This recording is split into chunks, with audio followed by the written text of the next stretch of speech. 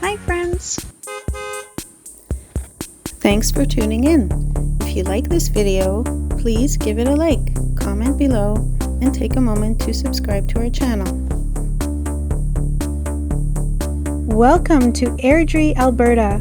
This vibrant city traces its roots to Scottish heritage, named in 1889 after Airdrie, a village near Glasgow, Scotland.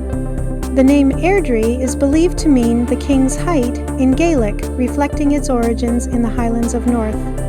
Founded as a railway siding during the construction of the Calgary and Edmonton Railway, Airdrie began as a small settlement that grew alongside the expanding rail lines. By 1900, it had become a post office serving the area's farming communities, marking its transition from a railway stop to a budding town. Today, Airdrie blends its historical foundations with modern life, offering a glimpse into Alberta's past while thriving as a welcoming community.